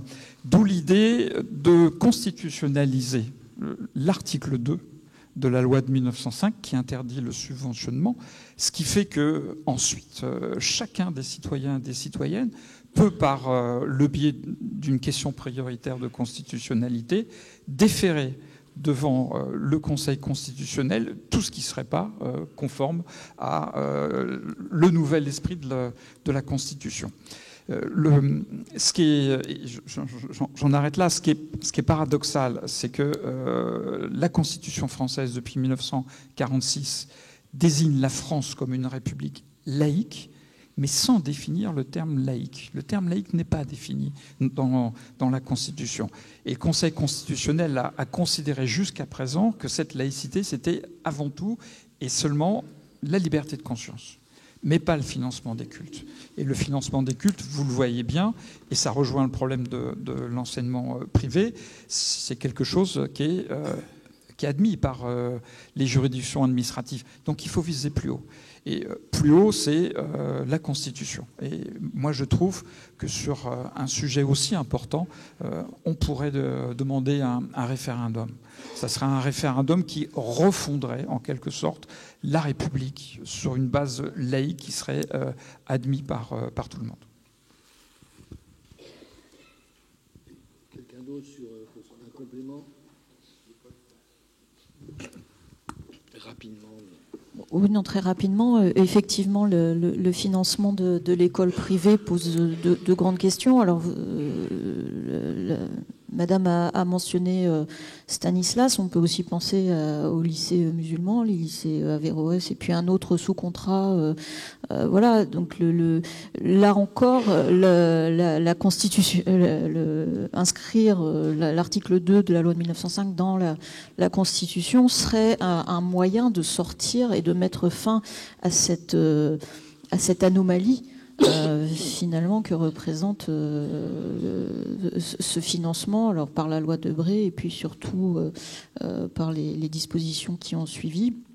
Le rapport de la Cour des comptes, je crois, qui a été fait, en étant optimiste, je dirais que les choses bougent, mais peut-être trop lentement. Donc on va continuer à œuvrer pour que ça accélère un petit peu. Merci. Je voulais juste peut-être dire que le même ministre dont il a été question affirmait que les Alsaciens et Mosellans ne voulaient pas abandonner le Concordat. Or, une étude qui a été réalisée, je crois, avec notre contribution au moment justement de la discussion sur la loi dite au départ séparatisme, disait exactement le contraire. On va reprendre une série de questions, de 3 questions. Il faut bien lever la main. Moi, je vois rien en fait, mais Bonsoir à tous. Nos amis se promènent avec des micros. Bonsoir à tous. Merci beaucoup pour ces éléments. La notion, la question est historique et de principe. Vous avez fait mention du sacré, qui est donc le pendant inhérent des religions. Existe-t-il une étude sur la notion de sacré dans la République? Quelles en sont les représentations et qu'est-ce qu'on pourrait en tirer, puisque derrière vous, il y a un élément, comment le jugeriez-vous? enfin, il est devant nous. Que peut-on retirer de la notion de sacré aujourd'hui dans la République? Merci. Une autre question, j'ai bien dit une question. Oui, Madame. Bonsoir à tous, chers frères. On n'entend pas. On a vu l'adaptabilité de Napoléon Bonaparte par rapport aux religions, et c'était le premier à dire que la religion est l'opium du peuple. Maintenant, c'est vrai que la loi de 1905 laisse la liberté du culte et la liberté de conscience, ce qui laisse plus de quelque chose au pluriel ou quelque chose, sans oublier bien sûr, les bons principes fondamentaux de chaque être humain. Micro, s'il vous plaît. Tenez Bonsoir. bien le micro, s'il vous plaît. Merci. Bonsoir. Moi, j'avais une question. Dans le temps, on voit, enfin, dans la durée, on voit que régulièrement les questions de laïcité reviennent sur le devant de l'actualité, que des lois viennent préciser la loi de 1905. Je repense à 1989 où, à cette époque-là, au moment de l'affaire du foulard, les politiques avaient eu du mal à prendre position. On sent souvent un manque d'aisance des politiques. Soit ils sont réticents, soit ils décident de prendre le taureau par les cornes et de repréciser la loi. Ma question est simplement pourquoi les politiques sont-ils si mal à l'aise avec une des lois qui fait partie de notre Constitution? Merci. Qui veut répondre à l'une ou l'autre des questions? Je vais répondre à la dernière question. Je pense que les politiques, en général, à gauche comme à droite, sont mal à l'aise avec la laïcité parce qu'ils sont mal à l'aise avec la République. Et que, malheureusement, ils ont perdu le projet républicain. Et ils sont dans une forme de laïcité très, très anglo-saxonne où il faudrait donner à chacun la liberté de s'organiser, d'organiser sa communauté, mais la grande idée républicaine de la citoyenneté qui fait que entre nous et l'État, il n'y a rien, c'est cette idée-là qui est aujourd'hui en perte de vitesse. C'est-à-dire qu'il y a des idées d'inspiration libérale anglo-saxonne qui aujourd'hui tendent à s'imposer en France. Et je crois que c'est ce que j'ai dit. Je crois que pour relancer la laïcité, il faut un nouveau projet républicain. Et c'est ce qui nous manque aujourd'hui à gauche comme à droite. Sur ce que vous aviez dit sur le sacré. Bon, je trouve que là, la semaine dernière, on a vécu vraiment une séquence exceptionnelle avec Notre-Dame, avec deux choses. Vous remarquerez, il y a la façon dont le président de la République a organisé autour de sa propre personne l'événement de la réouverture de Notre-Dame. Moi, je m'attendais à ce qu'il prenne la couronne des mains du pape pour se couronner lui-même. On n'est pas allé jusqu'à là, mais on aurait pu. Voilà. Donc ça, dans un premier temps. Et puis, dans un deuxième temps, la déclaration de Madame Dati sur cette possibilité de faire payer l'entrée à Notre-Dame, qui est une méconnaissance absolue de la loi de 1905, puisque la loi de 1905, elle dit de façon très claire que les édifices du culte sont propriété des communes et de l'État, mais que le clergé est l'affectateur exclusif. C'est-à-dire que c'est la contrepartie. Il y a une liberté de culte parce que l'État garantit au clergé d'utiliser comme il le souhaite son édifice. Voilà. Il se trouve que, personnellement, moi j'étais contre la présence de Macron dans la cathédrale, mais j'étais aussi contre le fait Dati de demander le paiement. Et on m'a dit que j'étais incohérent. J'ai trouvé qu'au contraire, j'étais extrêmement rigoureux dans la défense de la loi de 1905.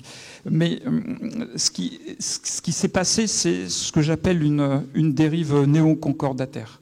C'est-à-dire qu'on sent très bien, pas seulement en France, que le pouvoir politique peine aujourd'hui à mobiliser le citoyen et tente de le faire en récupérant à son crédit le religieux et le sacré. Voilà. Alors après, je distingue le sacré de la spiritualité. Il y a une spiritualité républicaine qui est non religieuse, et je distingue ça aussi des rites. Je pense que la République a besoin de rites, mais de rites laïques, hein, ce qui n'est pas tout à fait la même chose.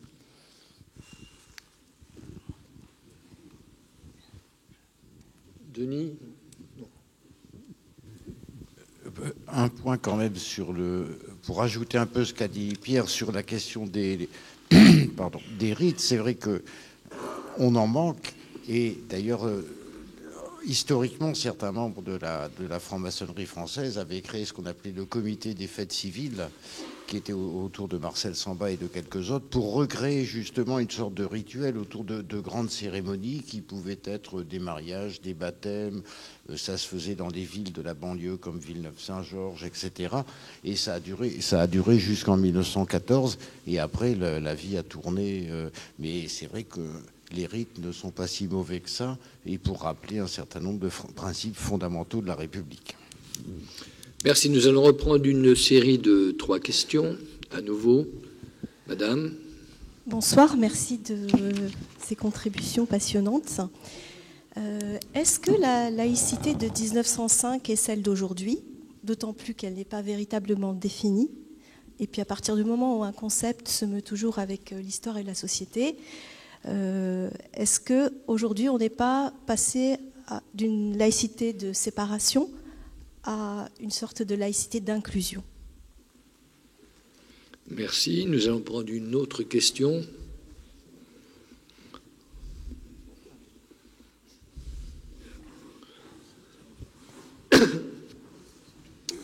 Monsieur. Merci, bonsoir. On a parlé un peu de la jeunesse et entre autres le regard ambivalent que la jeunesse peut avoir sur la question de la laïcité. Moi, j'ai une question, c'est est-ce que, au final, les jeunes, une partie de la jeunesse, se détournerait pas de la laïcité, ou en tout cas ne la remettrait pas en question, parce que peut-être l'avons-nous érigée comme un dogme, et que à partir du moment où la laïcité est érigée comme un dogme qui peut être appliqué de façon un peu autoritaire parfois, et je pense dans certains lieux de l'enseignement, est-ce que justement, ça n'est pas ça le fait de quelque part, est-ce que certaines personnes qui sont censées appliquer la laïcité ne la détourneraient pas, peut-être par méconnaissance, ou peut-être, voilà, je ne sais pas trop. Mais voilà, ma question c'est, est-ce qu'on n'a pas érigé peut-être la laïcité en dogme dans certains endroits, et cela reflèterait cette réaction de la part d'une partie de la jeunesse? Merci. Merci. Donc une 3e question, s'il vous plaît. On passera la parole au conférencier. Bonsoir.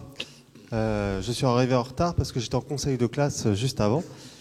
Et du coup, effectivement, ça rebondit avec le précédent monsieur, que je connais un petit peu. Les jeunes ont tendance à se vexer très facilement. Et ils ont des chamboulements psychiques, physiques. Et souvent, on va interpréter, parce que politiquement, parce que médiatiquement, c'est bien de faire du buzz, un geste, une attitude, alors qu'en final, c'est juste les hormones qui travaillent beaucoup, beaucoup. Et donc là, typiquement, en conseil de classe, on en parlait d'un qui boudait tout le temps parce qu'il ne supportait pas la moindre injustice.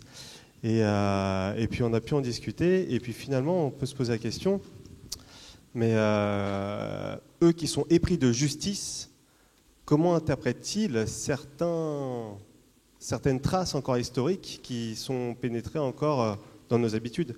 Les jours fériés religieux, il y en a encore un certain nombre aujourd'hui en France. Donc c'est vrai que ça, on se demande quand est-ce qu'on va pouvoir passer ce cap aussi, en termes de journée jours fériés. Et par rapport au rite républicain, c'est vrai que moi, ça fait de nombreuses années que je me demande s'il ne faudrait pas faire une demi-journée par semaine consacrée à la philosophie, à la laïcité qu'on pourrait inclure à travers différentes libertés de conscience ou autres, mais nous n'avons pas de rite pour nous retrouver. Et je pense que ce serait une étape intéressante pour proposer autre chose. Parce que là, quand on n'a rien, on revient en famille, j'ai dit. Merci monsieur. En fait, donc, on a 4 questions, parce que vous en avez posé 2. Alors, il y en a une sur la laïcité qui aura glissé vers la séparation. La question aussi de la laïcité érigée comme un dogme ou principe. peu, ce serait différent.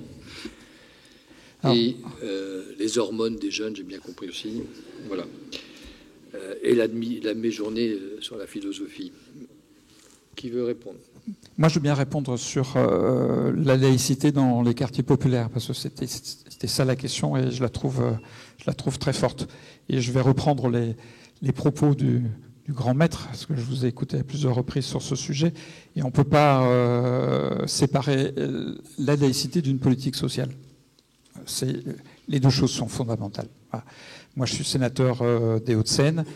Après les émeutes de Nanterre, je suis allé sur le terrain pour discuter avec les parents, avec les mamans surtout, parce que les pères avaient fui pendant les émeutes. C'est les mamans qui ont récupéré les gamins. Et on a parlé très librement et elles m'ont dit, nous, ça ne nous pose pas de problème d'envoyer nos filles sans foulard à l'école. On a bien compris que la laïcité, c'était l'émancipation, etc. Mais expliquez-nous pourquoi la République est dans l'incapacité de remplacer les professeurs dans nos écoles. Comment on peut exiger de nos gamins qui respectent la République, qui respectent l'éducation nationale, quand sur une scolarité de collège, un gamin de Nanterre aura perdu près d'1 an d'une matière. Là, je connais un collège à Nanterre, ils n'ont toujours pas de prof de technologie depuis septembre. Voilà. Donc, si on veut être rigoureux dans l'application de la laïcité, il faut d'abord se donner les moyens de faire respecter l'égalité des droits républicains pour l'ensemble des enfants de la République. Et on ne peut pas avoir un discours crédible sur la laïcité si on n'a pas en même temps une politique sociale qui essaye de prendre les gamins où ils sont pour les élever plus haut. Et j'ai le sentiment aujourd'hui que malheureusement l'éducation nationale, alors pas les enseignants, hein, mais l'État dans sa gestion de sa politique nationale a considéré que dans certains quartiers c'était plus la peine. C'était plus la peine. Et que finalement, ils en savaient largement par rapport à ce qu'on leur demanderait plus tard. Voilà. Et dans ce cadre-là, bien évidemment, la revendication laïque devient complètement inaudible. Complètement inaudible. C'est une forme d'asservissement supplémentaire. On nous oblige à être dans une école qui est mal dotée, on n'a pas de prof, et en plus, on nous oblige à la laïcité. Voilà. Je pense que c'est ça qui est important. Après, je ne suis pas naïf, et je sais, parce que ça se voit, qu'il y a des forces anti-républicaines d'obédience islamique qui, aujourd'hui, par le biais des réseaux sociaux, incitent les jeunes filles à des comportements tels qu'on l'a vu à propos de l'interdiction de la abaya. Il y a des forces qui sont organisées, qui sont parfois visibles et qui travaillent la laïcité comme un instrument pour venir à l'assaut de la République. C'est une évidence. Sur les rites, moi je suis entièrement d'accord avec vous et je pense que l'un des moyens de renforcer la laïcité à l'école, c'est l'enseignement des religions, de l'histoire des religions, qui est très faible.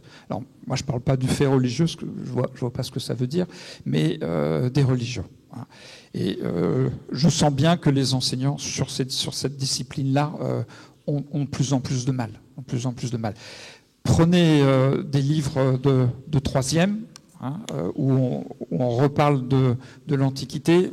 Pas un seul livre vous dira que Jésus était juif. C'est quand même un problème. Alors Paul, oui, parce que sinon on ne comprend pas le chemin de Damas, mais il y a une forme de censure où on place à distance ces choses-là en se disant que les enfants ne vont pas comprendre, ou plutôt qu'on va avoir du mal à leur expliquer que Jésus était juif. Or, pourtant, c'est sur ces actes que s'est fondée la religion catholique. Donc là, il y a un énorme travail à faire d'explication. Et je crois que les profs sont très courageux et je comprends leurs réserves, parce que quand on dit des choses comme ça, après d'ailleurs il faut assurer avec les parents et c'est quand même relativement compliqué. Mais je pense qu'on n'est pas assez audacieux dans ce domaine-là, et la laïcité passe par un enseignement de l'histoire des religions. Parce que l'histoire est quelque chose, une discipline qui permet de mettre à distance. Excusez-moi, je suis trop long. Alors, au Sénat, en principe, j'ai 2 minutes pour répondre. Donc là, comme le président ne m'interrompt pas, je continue. Eh bien, je vais le faire. Voilà, fais-le. Nathalie. Oui, rapidement sur, je compense, hein. Rapidement pour répondre à la première question sur le passage d'une laïcité de séparation à une laïcité d'inclusion. Oui, tout à fait. Et ça reprend ce que le sénateur Ouzoulias disait tout à l'heure, c'est-à-dire qu'on est passé à une espèce de néo-concordat inspiré du modèle anglo-saxon de tolérance religieuse où on inclut tout le monde. C'est un peu la laïcité. Venez comme vous êtes. Donc ça n'a effectivement pas grand-chose à voir avec l'esprit dans lequel a été fabriquée la loi de 1905. Et ça rejoint aussi un petit peu la question de la jeunesse, c'est-à-dire que on a perdu le sens, on n'a pas réussi, parce que les jeunes, ils récupèrent ce qu'on leur transmet aussi. Donc, on a peut-être aussi des questions à se poser sur ce qu'on leur a transmis, ou plutôt ce qu'on ne leur a pas transmis. Et on n'a peut-être pas su leur transmettre le sens de la laïcité. On parlait tout à l'heure des moyens de l'éducation nationale. Le nombre d'heures dévolues à l'histoire, géographie et à l'EMC me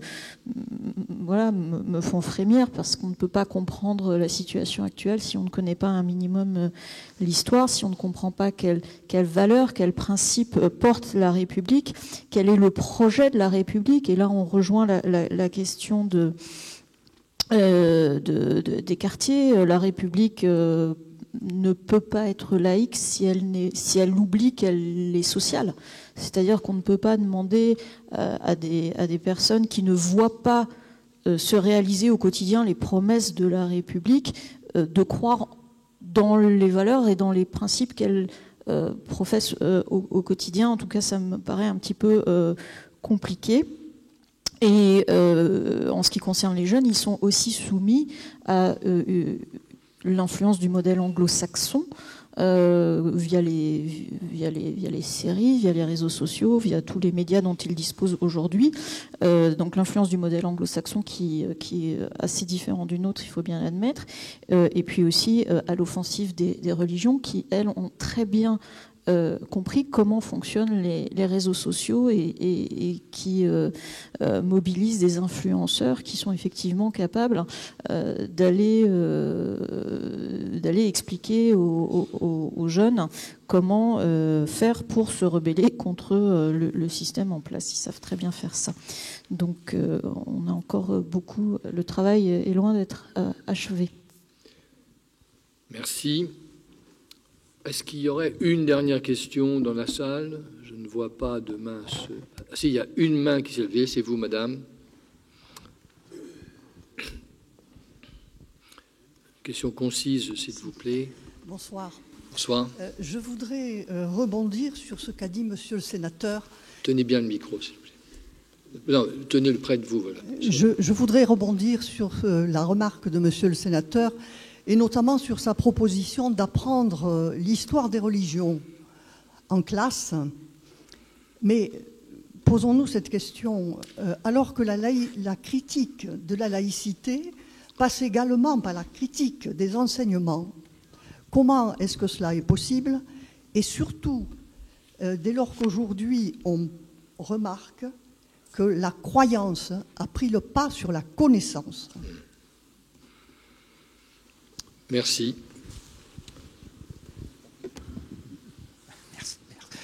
Merci. Merci. Mais... Bon, je pense que la question est difficile. est difficile parce que, même du côté d'historien, les choses ne sont pas claires. Hein. Et on n'en est pas encore au temps où on peut, comme Spinoza, remettre en question un certain nombre de dogmes religieux sans heurter les parents. Moi, je vais souvent dans des classes et j'explique avec grande difficulté que Mahomet a puisé une partie de ses conceptions religieuses dans la communauté judéo-chrétienne de Médine. Ce qui est la réalité. Hein, mais quand vous dites ça à une classe, c'est pas facile. Hein, c'est pas facile. C'est très complexe. Et j'ai le sentiment, notamment dans la montée de l'antisémitisme, qu'on n'a pas assez travaillé sur, je vais être un peu provocateur, sur l'identité juive de la France. Quand vous regardez dans les livres d'histoire, malheureusement, les Juifs apparaissent avec l'affaire Dreyfus et la Shoah. Voilà. Il y a une présence juive en France bien avant le catholicisme. Il y a eu des synagogues en Gaule dès le 1er siècle après Jésus-Christ. On n'en parle jamais. Certains des grands penseurs de la Torah étaient français. En Champagne ou ailleurs. Et c'est une partie de notre histoire, de notre récit national qui est aujourd'hui complètement passé sous silence. Donc il y a un travail à faire d'abord sur nous-mêmes, sur la façon dont nous voyons notre récit national, notre histoire, pour ensuite permettre un accompagnement pour les élèves. Donc il y a beaucoup de choses à remettre en question. Moi, j'ai enseigné à l'université, et je suis catastrophé de voir qu'en 10 ans, le nombre de thèses sur les études judaïques a été divisé par 2. Or, justement, avec la montée de l'antisémitisme, il faudrait aujourd'hui un accroissement de connaissances. Il faudrait renforcer toute l'histoire de ce qu'a été le judaïsme français. Donc ça dépasse malheureusement largement le prof dans sa classe. Il faut un accompagnement général de la société sur toutes ces questions pour essayer de porter un regard critique sur les religions. Pas critiquer le sacré, mais montrer que la religion, c'est aussi une construction historique. Et qu'on peut, par le biais de l'histoire, décrypter un certain nombre de choses qui, aujourd'hui, sont complètement occultées. Je ne suis pas sûr d'avoir été clair en vous disant ça, mais mon sentiment, c'est qu'il y a un travail à faire, mais sur nous-mêmes aussi.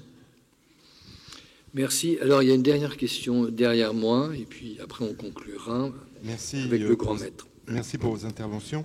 Je rejoins tout à fait ce que vous avez dit, étant donné que la laïcité, c'est le vivre ensemble, mais c'est aussi la défense et la promotion, je pense, des services publics. Et je voudrais poser une question à Madame. Vous avez parlé tout à l'heure qu'il faudrait renforcer la loi de 1905. Et quelles seraient les lois qui devraient être écrites et votées pour la renforcer ? Alors non, j'ai pas dit qu'il fallait la renforcer. J'ai dit que la loi de 1905 n'était pas l'aboutissement du droit sur la laïcité et que d'autres lois avaient été votées depuis pour affiner et renforcer le principe, et que d'autres arriveraient très certainement. Alors je suis pas juriste évidemment, donc je ne répondrai pas à la question de manière précise. En revanche, ce qu'il me semble, c'est que la proposition d'inscrire dans la Constitution au moins l'article 2, voire une partie de l'article 1, en tout cas le fait que la République assure la liberté de conscience dans la Constitution permettrait de clarifier un certain nombre de choses et donc de graver dans le marbre, en tout cas, la laïcité telle que et l'esprit de la loi de 1905, on va dire ça comme ça. Bien, merci beaucoup. Je ne sais pas si les conférenciers veulent rajouter un mot. Non. Alors je propose au grand maître de venir conclure cette conférence. Et après, tu joues les effets spéciaux.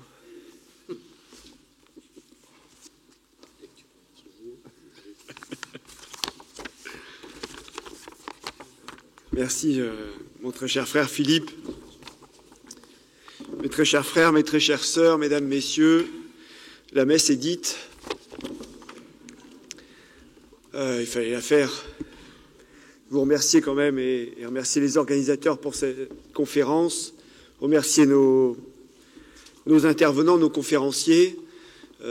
Alors évidemment avec un public qui est plus acquis que hostile, c'est toujours plus agréable, mais ce qui est important, c'est effectivement de pouvoir aborder tout de même cette thématique et aborder encore certains mots dans notre République de manière apaisée. Parce que la pacification que certains des nôtres ont déjà pu aborder est un élément important de ce principe et de ce corpus de valeurs qu'est la laïcité.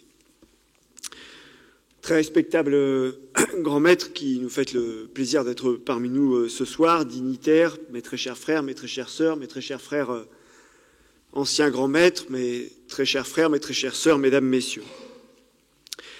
Séparer l'espace sacré de l'espace profane appartient à la démarche maçonnique et permet de relier ce qui est extérieur à ce qui est à l'intérieur. Ainsi, nous sommes des ouvriers de la monade, de ce principe d'une unité absolue. Cette quête d'unité que mènent les initiés que nous sommes a participé à ce lent mouvement d'émancipation que représentent les Lumières. Enraciné dans l'humanisme, l'homme s'est libéré dans l'esprit, puis le corps, d'une transcendance infantilisante. Fallait-il que nous ayons le courage de nous servir de notre propre entendement pour entrer dans la majorité civilisationnelle, dans un espace où la liberté absolue de conscience allait surgir. Cet espace où la liberté de conscience, la liberté de croire ou de ne pas croire, sont au cœur de notre démarche maçonnique au Grand Orient de France. Historiquement, comme d'autres obédiences, le Grand Orient de France a participé à partir de 1871 à instituer la République. Après la Commune, le président du Conseil de l'Ordre, Babo Laribière, définit la mission des francs-maçons pour les années à venir. La liberté, l'égalité, la fraternité, l'instruction universelle, toutes ces choses qui agitent le monde politique sont désormais du domaine ordinaire de la maçonnerie, et sa mission ne sera pas remplie tant qu'il restera une bonne chose à faire et une idée juste à reprendre. Il ajoute « Faites élire des républicains et faites des lois ». Ainsi, la maçonnerie est instituante, elle est institutrice. Élément supplémentaire, lorsque le cabinet Combes arrive au pouvoir le 7 juin 1902, il comporte 8 maçons en plus de lui. Et le président Combes s'attribue l'intérieur et les cultes, un hasard certainement. Tout est symbole et le travail s'opère. La laïcisation de la République, tout comme celle de l'obédience finalement, progresse en cette fin de siècle. La séparation se met en marche et les loges surveillent.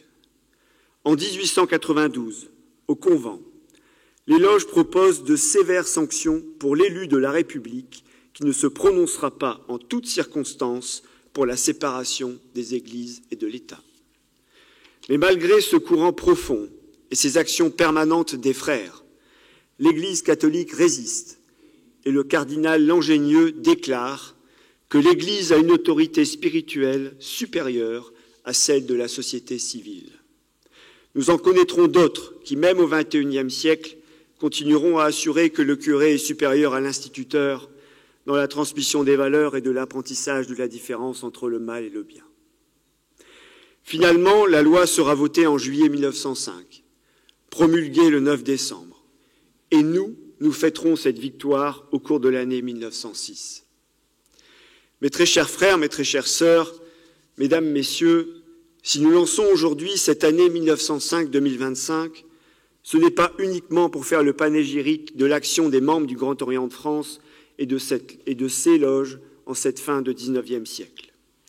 C'est pour réaffirmer que la loi de 1905 est un cadre sécurisant et émancipateur, que cette loi n'est pas une longue liste d'interdictions, mais un espace où chacun a le droit de penser et de croire ce qu'il souhaite, en toute liberté, et en respectant la liberté de l'autre sous l'égide des valeurs républicaines. Ainsi, ces 2 premiers articles, dont nous revendiquons la constitutionnalisation, conformément à la demande de notre dernière Assemblée générale, ont été et restent des pierres angulaires de la République laïque. Mais la laïcité appartient bien à une démarche commune. Les francs-maçons du Grand Orient de France sont des républicains assumés, et les républicains doivent réinvestir la République. Nous devons y être. C'est pourquoi nous travaillons à réparer la République, à réinstituer son école publique et laïque, à affirmer que l'État est une force régulatrice et redistributive.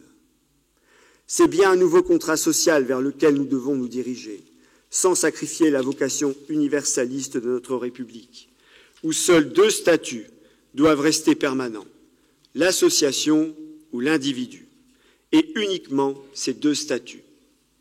La lutte contre les précarités, la pauvreté, la réflexion sur les mutations écologiques, techniques, numériques et bioéthiques sont adjacentes à l'ambition d'une République laïque, démocratique et sociale. Et cette loi de 1905 est bien la mère de toutes. J'appelle solennellement, ce soir, les loges du Grand Orient de France à se saisir, dans la réflexion comme dans l'action de cet anniversaire. Nos tenues d'obligation, nos tenues blanches fermées ou ouvertes, les conférences publiques comme ce soir, les banquets républicains, les concerts ou les spectacles peuvent être les outils au service de cette année. L'action des francs-maçons est aussi celle de la cité, de l'association, du parti, du syndicat. Nous avons à être à notre place, toute notre place, rien que notre place, tels les initiés qui opèrent dans le monde, l'engagement pris dans le temple. Francs-maçons, nous promettons de défendre l'idéal et les institutions laïques, expression des principes de raison, de tolérance et de fraternité. Vive la République laïque, vive le Grand Orient de France.